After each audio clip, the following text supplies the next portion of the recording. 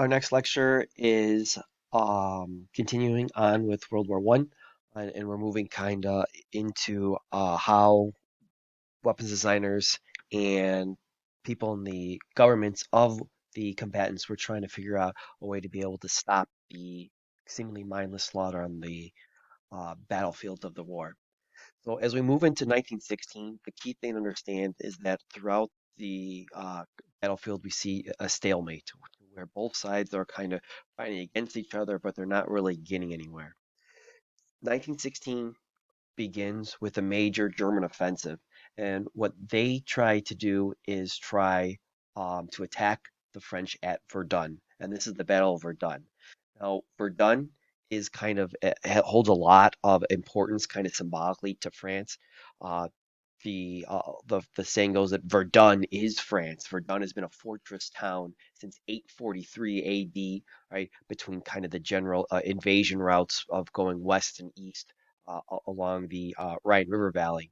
And the Germans know this. And so what the Germans do is they very starkly look at the numbers on the readouts that they have, and they see that the German army has more soldiers than the French army does. And so what the Germans decide to do is that they're going to pick an objective that they know the French will not give up. And so they pick again symbolically Verdun. And the Germans' objective, their stated objective here is to bleed France white. What they're going to do is throw as many German soldiers as they can into Verdun with the goal of forcing France to throw as many French soldiers as it can into there. And Germany is going to, just looking at numbers on the paper, turn Verdun into a meat grinder. And because the German army has more meat, more soldiers to grind than the French do, they're going to grind the French down to nothing at Verdun and then use their numerical superiority in order to be able to go from there. And so it's really in the starkest terms of what their plan is. The French respond. The general in charge for the defense of Verdun says they shall not pass, and through a feat of logistical maneuvering and sheer dogged resistance, they keep the Germans from pushing the French out of Verdun, and they're able to hold off onto that. In the Eastern Front, the Germans break through at Gorsalov Tanarov, and whereas in the Western Front, a good day is you gain inches or yards from the enemy. In the Eastern Front, we see wide-ranging stuff from there. And the German breakthrough really is kind of one of the final, we're going to keep saying this over and over, the last nail in the coffin. And the Russians, just through their sheer size of their country and the numbers in their army, keep doing it. The Russians are going to suffer 2.5 million casualties from this. They're nearly knocked out of the war on this breakthrough. And as they're falling back towards Moscow, they repeat what the Russians did in the French invasion of Russia in 1812, and they practiced a scorched earth policy and retreat. The Germans now are faced with administering a new territory. Basically, they gain Poland from this breakthrough, and so they begin to kind of put in some of their expansionist ideas and other things that they are trying to do as they gain this new territory from there. Back on the Western fronts, the French begin pleading with the Allies in Verdun is kind of on the southern part of the Western Front line, and so the French plead with the British to launch their own summer offensive right in the middle of 1916 in order to be able to try to relieve some pressure on the French by forcing the Germans to move their forces from there. And that's the Battle of the Somme.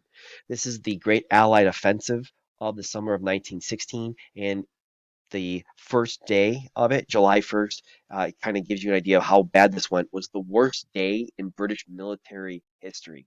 It's estimated of the 100,000 soldiers that rose up out of the trenches and began marching, right, 20,000 of them die within the first hour. Not are wounded, not are captured, died. They're no longer there. What makes the Somme such a seminal event in British military history is that, as we said, the great territorial army of Britain is no longer is dead, is gone. There's no survivors of it left. So the Lord of the army, Lord Kitchener, comes up with the idea of trying to raise as many soldiers as he can, and these become called the Kitchener armies. What he does is to try to encourage more recruitment is he allows the young men in Britain to form what are called PALS battalions. You and all your buddies could sign up, and the promise was is that you would train together, you would then be shipped overseas together, and you serve together from there. And so what you have are kind of all the accountants of London making their own PALS battalion, all the farmers in this one Wales town forming their own battalion, going off from there. Well, that's all fine and dandy, but what happens when the Battle of the Somme takes place is that these PALS battalions rise up and go, and entire towns of sons and fathers and husbands are cut down and die in this. Nothing's gained after 9 months of this offensive, and this becomes a major seminal point in British history because, again, entire towns have their male population lost in the battlefield on the Somme here. The British and the French are talking with their allies, the Russians, to try to help coordinate some stuff. And the Russians are able to gather in June and August 1916 and launch what's called the Brusilov offensive. This works successfully for a while in the south against the weakened Austro-Hungarians, but it fails completely in the north. This is really the last gasp of any sort of offensive action by the Russians. And after this, the Russian effort is then to disintegrate into nothing, and the Germans are advancing pretty much unrestrained along the eastern front there. So that's what the militarily what's happening as we move from 1916. So again, we have Verdun, the guy in the forefront. You're actually seeing him being shot right there. Um, again, it's from there, as a French soldier said, Verdun is terrible because a man is fighting with sensation, striking out empty air. Oh, how I envy those who can charge with a bayonet instead of waiting to be buried by a shell. And so again, we talk about what is the remembrance, what becomes the big takeaway from the First World War is this idea of not being able to do anything. There's no heroism, there's no courage. It's all random luck, and the soldiers really begin to kind of be despaired by this. One of the more terrifying new instruments of war that's introduced uh, at Verdun are flamethrowers, and you can see a couple of different examples as they're moving from there. This is the Somme, and so again, this is one of the first ways that the British rise up from there.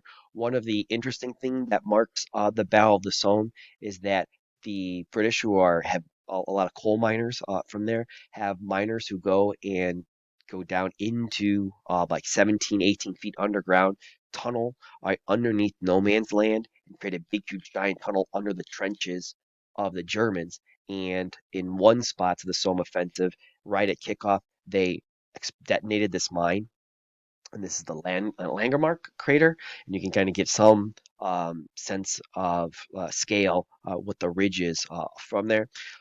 This was the largest non-nuclear explosion it's the largest explosion up to this point. I think it's the largest non-nuclear explosion up to this point in history. It was said that you could feel this explosion that's happening in France back in London because of how gigantic the thing is. We don't have a whole lot of time because again, it's a world war. But what makes a world war is that there's fighting all over the world here. There's lots of stuff that's happening with the Germans in East Africa, who lead one of the more successful campaigns for Germany. The Japanese are fighting with the Allies and are taking Tsingtao in China from the Germans as one of their spheres of influence. And so that's only one tiny little glimpse of this as we're trying to focus this a little bit more on Europe.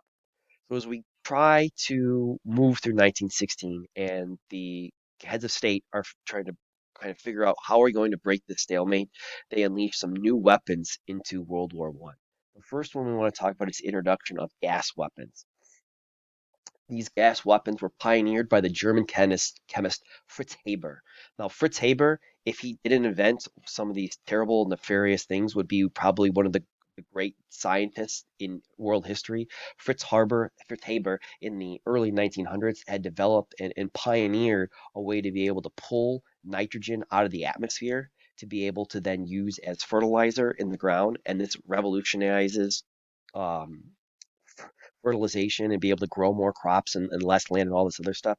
Fritz Haber is mo really responsible for right, the amount of humans on the planet right now being able to do that, and he, in one sense, should be celebrated for that, but on the other sense, he's a terrible, horrible person for coming up with these brutal ways of killing fellow human beings here. estimated about 1 out of every 6 casualties. Again, a casualty is somebody who's not just killed, but could be killed, wounded in the war, come from gas, and it's hated by every single person from this. The Germans are the first to use it, but then obviously the Allies respond in kind.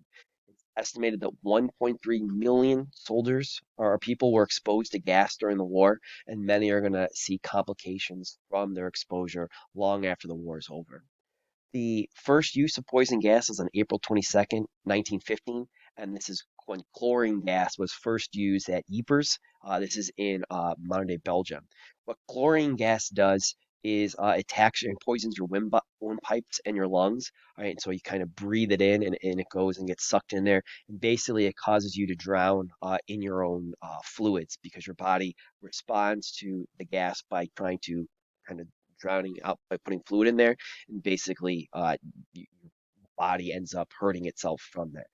If you have time, you can ask Mr. Cranmer his chlorine gas story about the time he nearly chlorine gassed himself working at a pool. It wasn't fun.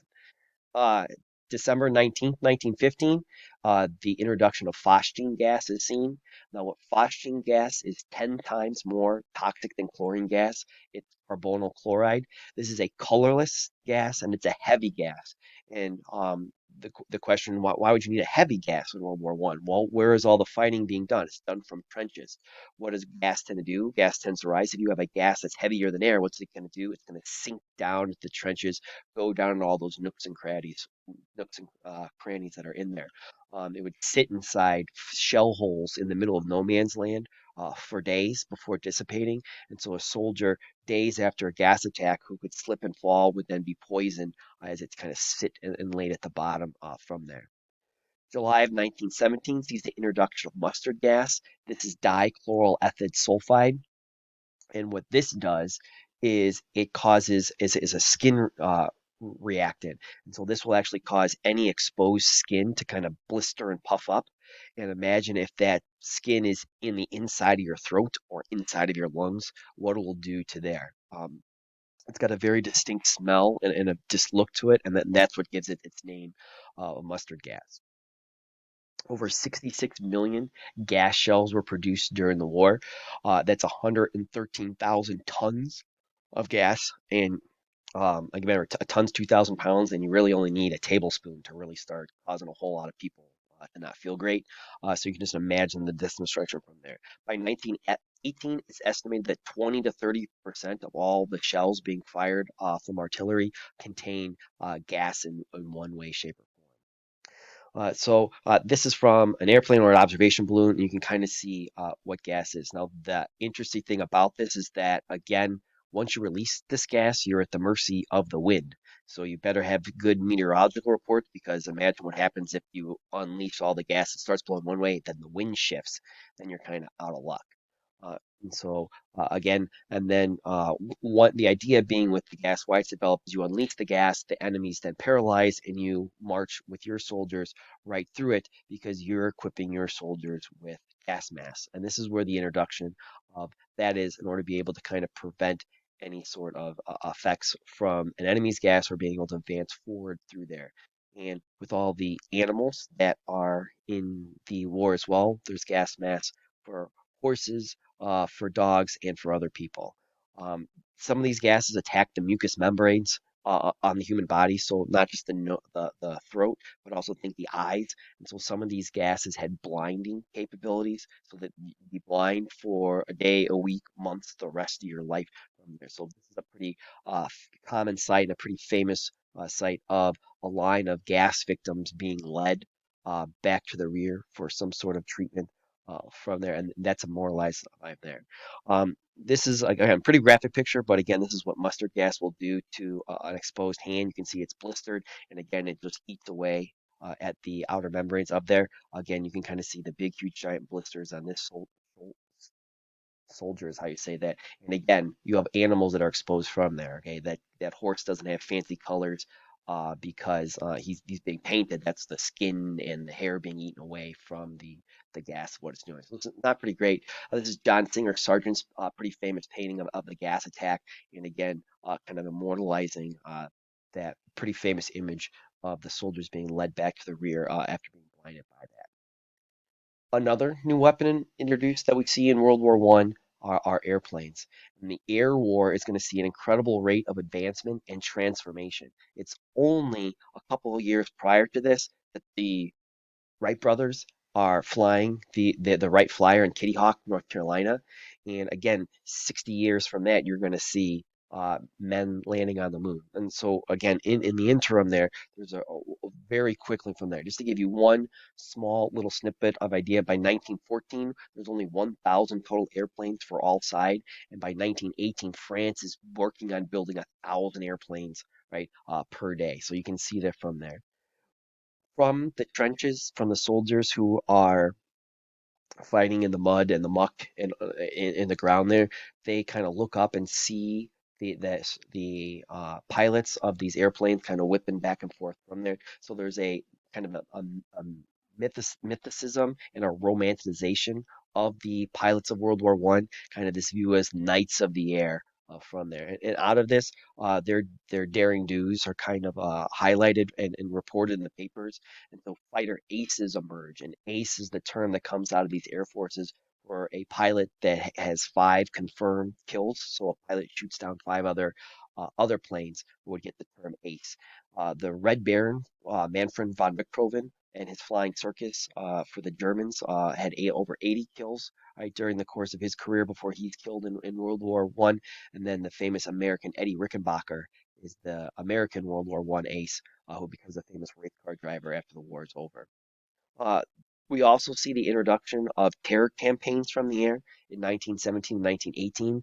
The Germans unleash a bombing campaign with big, huge, giant zeppelins. Think of like the Goodyear blimp, but instead of just kind of shooting TV broadcasts, it's dropping bombs.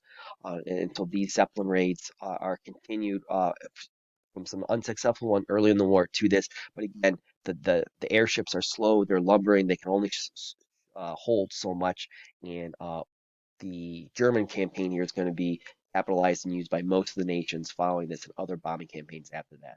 So again, where the soldiers on horseback and fighting in the mud and the muck are going to kind of turn and see these airplane pilots as kind of again these knights of the air, and there's as much of a wide variety of airplanes as you possibly can imagine during the war. Again, it's very still rudimentary technology that they're working out. And so again, they're still trying to figure out how all this stuff works and what's the best thing, and they're coming up with designs and coming from there. Because of the rate of innovation from there, the planes themselves weren't that safe. The one statistic you should know about fighting in airplanes in World War One is that more soldiers died in the training to pilot these airplanes than actually died fighting against each other in the air. As Norman Macmillan, a World War One pilot, says, our enemies were not the men in the machines. Our enemies were the machines themselves. Because again, they could crumple up. There's not a whole lot of protection. A lot of this is just wood and cloth over some stuff. And here you have a Catholic priest kind of blessing this plane to try to bring it back home from its mission. And so again, wide variety of different ones. The big key thing that the airplanes are doing, what's their role, and particularly when the war starts out, is their ability of aerial reconnaissance to be able to fly over the enemy's lines, take pictures, and report that information back to make different judgments upon that. And so that's what the planes kind of do to begin with, taking pictures of the trenches below.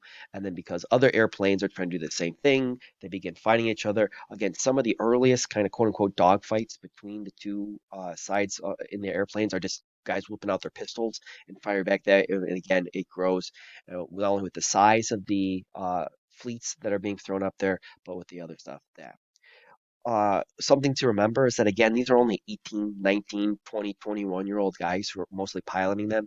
And so what do 18, 19, and 20 and 21-year-olds like to do? Take selfies. And so again, that's not just a phenomenon from today. It's something that people are still doing here, like all these American pilots training in Texas are.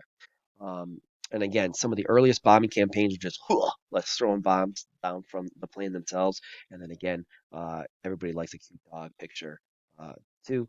That's Manfred von Richthofen. That's Eddie Rickenbacker. And then again, that's one of the British aces as well, kind of flying from all that. And that's our buddy Sergeant Major Jugs, who's one of the uh, Air Force, United States Air Force mascots. He's pretty famous from there. The Germans conduct again Zeppelin raids where they're building big, huge, giant, kind of rigid airships to be able. They're filled with hydrogen gas to be able to rise up from there. And again, they're kind of heavily armed, but there's limitations from there. And then they do, however, able to show up over St. Paul's Cathedral in Big Ben in London and drop some bombs, but not really enough to kind of alter the war in any great sense. Third new weapon in World War One we want to talk about are tanks. You want to think of these as mobilized tractors, and this is again an idea that the British come up with was saying, hey, we got all this iron and steel. What if we have all these soldiers marching off into kind of unprotected? What if we wrap them in steel and armor and then move from there? And so that's the idea that they come up with, and they take the kind of the tractor tread and put it on there to be able to kind of roll over the tops of the trenches. In order to keep this weapon secret, when the first tanks were shipped from Britain to the continent to be placed into war. They were given the code name of water tank, and then it's shortened to tank, and that's where the origin of the word comes from. They were designed to roll right over trenches, to go right through barbed wire. The first ones you want to kind of think of just battering rams or kind of ways to part the enemy so that the infantry could roll right in behind them. Again, with lots of new technologies that you'll see over time, they haven't ironed out all the kinks yet. Particularly, the British are running into problems of poor construction. Not that they're constructed poorly, but how all the pieces fit together, and that led to the broke down constantly. The Germans are only going to build a couple different types of tanks in there, but the German army mostly relies on capturing British tanks and French tanks, and then repainting them and turning that around and sending them right back. Uh, the tanks are first used very inconclusively during the Somme, where the again a lot of the detractions and negatives in dealing with their how their construction, how they're built, run into there. And it's only at the Battle of Cambrai in 1917 that can really be classified as the first "quote unquote" true tank battle. There, the British amass as many working tanks as they can. Over 400 of them then lead again in terms of World War One, a massive, gigantic 4 mile breakthrough right from there, but the tanks are moving faster than how the infantry can respond, and the British aren't even kind of sure this is going to work. So the gains are very poorly supported. The Germans fill right in, and there's no real bay from them there. The tanks are seen to be have a lot of good traits, and it's only after World War One and in the interwar period where people like Erwin Rommel for the Germans and George S. Patton for the Americans are going to work out the tank doctrine and figure out how to develop the strengths and perfect them after the war, particularly in Germany first. But we'll see that change over the course of World War II. So the earliest tanks, I mean, don't even really have a whole lot of like heavy guns on there that you're probably familiar with. They have some defensives, but again, the idea is that you're just going to roll right behind them, right from there over the mud and the muck. Um, but again, it still doesn't work out that well from there. Those are even some lighter tanks made by the French. And again, what happens to most of them? They get stuck, they get bogged down in the mud, and you can still activate some of them out of the things there. The last new weapon that's really unleashed uh, for its first time in World War One are submarines. In 1914, the 16 major navies on in the world have only 400 submarines total, and these submarines are basically working off the design of the American John Philip Holland, who creates the basic design to the submarines in the 1880s, and that's going to last until the 1940s, where the submarines can be propelled on the surface by an oil-fueled engine that is going to serve two purposes: one, to power the boat through the water, and two, that oil fueled engine is then going to charge an electric motor when the submarine needs to dive underwater. So these submarines really only dive underneath it when they're forced to. They're going to spend a majority of their time on the surface because they need to be able to vent the exhaust from their oil fueled engines into the atmosphere. Otherwise, all the guys would suffocate in there. You want to think of these submarines as kind of hot dogs, where on either side of the hot dog, like the actual meat, the tube is where the people live, and on either side where the buns would be are hollow ballast tanks. And they could be filled with water, which would then allow them to dive into the under the water. And then if they wanted to rise, they'd be expel that water from those tanks with compressed air and then allow them to shoot it up. Modern day submarines, I mean, can almost breach like a whale out of the water with how fast they can rise up from there.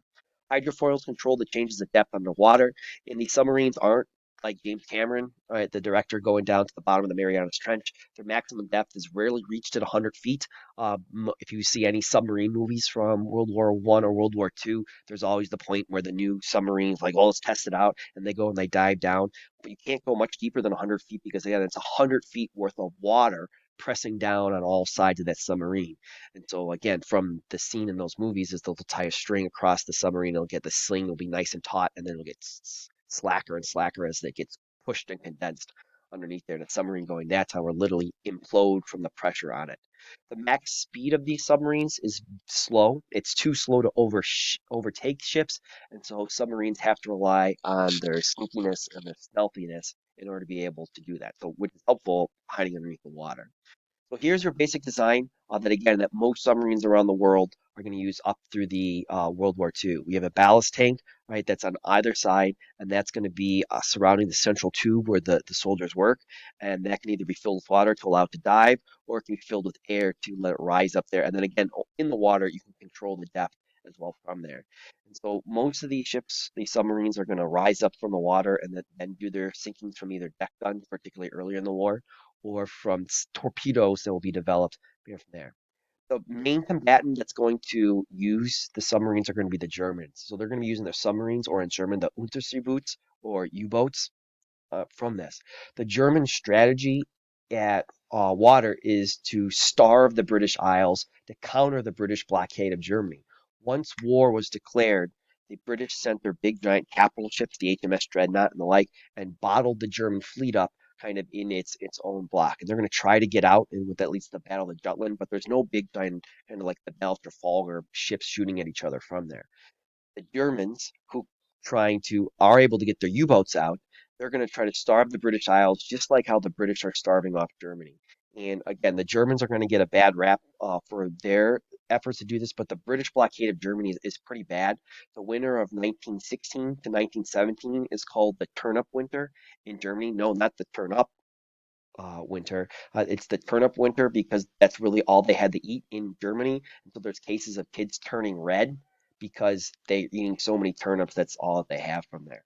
So at the start of the war, from January to September of 1915, Germans unleash what's called unrestricted submarine warfare, where basically they carve out an area on a map and say anybody that comes in here is going to be doing so at their own risk. The Germans are going to be blowing everything up in order to be able to shoot every down. They're forced to stop this for several reasons. One, the Germans are taking a look at the sheer numbers of it, and there's a very small amount of tonnage sunk per U-boat lost. For every U-boat that's lost to enemy action or through accidents, the U-boats are only sinking 20 ships, and that's not really enough to really affect the British war effort at all. There's also an international outcry, particularly by the United States, against this campaign. They're calling from there, particularly with the sinking of the Lusitania in May of 1915. It holds 120 Americans who are on the Lusitania going from Liverpool to New York. And the sinking of the Lusitania, which again had arms and armaments on there, which probably shouldn't have been on there for a passenger ship, are going to make the Americans pretty upset. They're really doesn't the Germans don't help the situation by commemorating medals of sinking the Lusitania and giving them out to the U-boat captains and other people in Germany. So from there, but again, they're going to do that. And so following the international law that's put in place, where the submarines have to rise up, they have to let everybody get off the boat, and then they can sink it. They're only sinking 300,000 tons per month through 1916, and that's nowhere near enough to be able to affect the British war effort. And so again, just some other pictures here of the different submarines. Again, these aren't real big ships. You can see a World War II German submarine. If you go to the Museum of Science and Industry in downtown Chicago, and you can go, let's kind of just see how small and cramped it is in there. Imagine like a big, strong Mr. Cranmer in this tight little area. He's not going to be able to handle that real well. Um, and then there's that Lusitania medal that the Germans make to commemorate the sinking of that ship. So, as Germany looks in 1917 and they're saying that all of 1916 is really this one big giant stalemate, it's not going anywhere. We're having all these problems. They decide to make a gamble. The Navy goes to the Kaiser and says, take the shackles off, unleash the dogs of war. All right, let us go back to unrestricted submarine warfare again. We can double the amount of tons sunk per month, and by then doing so, right, they'll be able to affect the war effort and they'll be able to go from there. The Kaiser responds, won't the United States join the war from there? And the Germans saying, yes, this is the gamble part of it. The U-boat captains are saying, yes, we know this will bring the Americans on the side of the Allies, but the admirals look the Kaiser in the eye, look Ludendorff and Hindenburg, the leaders of the German army, in the eye, and promise them not a single American soldier will step foot on the continent of Europe because they'll all be sent down to the bottom of the Atlantic. And so that's the gamble that they're doing. The idea is that they can starve Britain faster out of the war than the Americans can help to arrive. With the British out, the Americans at the bottom of the Atlantic, leaving the French, the Germans believe they can go and they can beat them. So they do this, and despite the huge increase of sinkings, there's very little effect. And there's a couple of reasons for this. One, new ship construction is able to keep pace. So for all these ships being sunk, particularly with new construction techniques in the United States, they're able to put more and more ships out there, more than are being sunk from there. Neutral shipping is not scared away, so countries who aren't officially at war but are still helping out the allies because they want to do business, like Brazil, is able to send shipping in there, and so that is able to do that. And the development of the convoy system is put in there to help protect and limit the amount of targets available. If you think about it, if you fill up a ship here and then you send it out to the Atlantic over to Europe, and then you fill up another one, and you fill up another one, you fill up another one, and you keep sending out individually. If you do that 10 times over a week, well, that's 10 different opportunities for the U-boats to be able to pick their targets and go.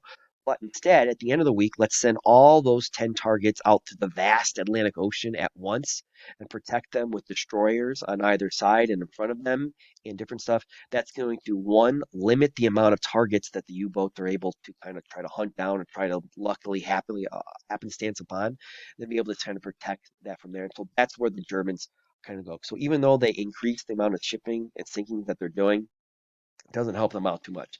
Really quickly, the U-boats in World War One are basically floating coffins. Over 61% of all the U-boats that are sent out are lost, and that amounts to 5,000 German sailors that are killed. There's over 396 U-boats built by Germany during World War One, and over 172 are lost at sea. Some just other raw numbers: 32 merchant ships are sunk for every one U-boat lost. That's 5,000 and eight ships sunk, and that's 1/4 of the world's tonnage is ending up at the bottom of the Atlantic Ocean. We said, though, shipbuilding exceeding sinkings, and the world merchant marine fleet is actually larger in 1918 than it was in 1914, and that's with nearly 6,000 ships at the bottom of the Atlantic. Ocean, excuse me. And so, again, tight quarters. Imagine how loud and smelly and stinky this is going to be when you have a bunch of guys, right, who aren't um, kind of away from females for that long a time, so have nobody to impress. So you have all those different people on there that get in the machinery and all that stuff that's going on that way. And, again, that kind of what happens to most of the submarines. They end up at the bottom of the Atlantic. And Google Earth has a map on there that actually plots all the different ships, not only ships sunk from this, but the U-boats lost during both world wars. And that's a pretty cool application where you can go and pick and see where all the different U-boats were lost from. Some of them, all right, the Germans I have, and this one was actually washed ashore here in Hastings, England, at this point during the war. So again, so those are the four new technologies. There's other ones that the book mentions, but those are the big four ones. And so that'll end our lecture for today, and then we'll continue with the story of World War One, another day. That's what it's called. All right, bye.